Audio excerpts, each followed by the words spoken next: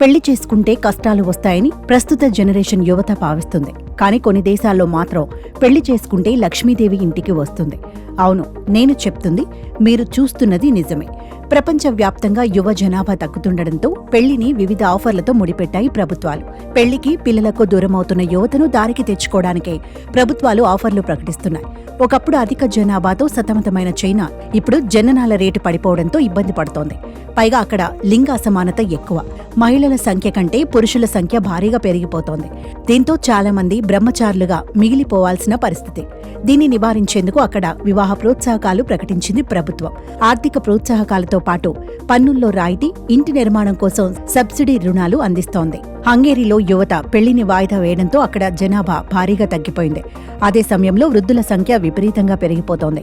నేటి బాలలే రేపటి పౌరులు అని చెప్పుకోవడానికి అక్కడ పిల్లలే కనబడటం లేదు. అందుకే హంగేరీ ప్రభుత్వం పెళ్లిని వాయిదా వేస్తున్న బ్రహ్మచారులను ఆకర్షించేందుకు వినూత్న పథకాలు ప్రకటించింది. కొత్తగా పెళ్లి చేసుకున్న జంటలకు ప్రభుత్వం $30,000 లోన్ ఇస్తామని ప్రకటించింది.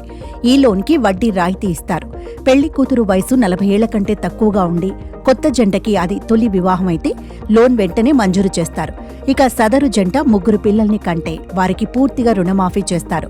సింగపూర్ ప్రభుత్వం పెళ్లి ఖర్చులను భరించేందుకు ముందుకొచ్చింది. పిల్లలు పుడితే బేబీ బోనస్ ని కూడా ఇస్తోంది. ఇంత చేస్తున్నా కూడా సింగపూర్లో ఎవరూ త్వరగా పెళ్లి చేసుకోవడానికి ఉత్సాహం చూపించట్లేదు. జపాన్లో కూడా సేమ్ ప్రాబ్లం. జనాభా సంఖ్య తగ్గిపోతోంది. ముఖ్యంగా యువత సంఖ్య పడిపోయి వృద్ధుల సంఖ్య పెరిగిపోతోంది. దీన్ని నివారించడానికి చైనా ప్రభుత్వం పెళ్లి చేసుకోవాలంటూ యువతను పోరు పెడుతోంది.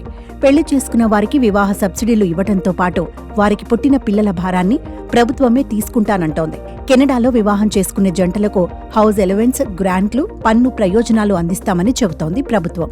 అక్కడికి వలస వెళ్లిన వారు కూడా ఈ అన్ని ప్రయోజనాలు పొందుతారు.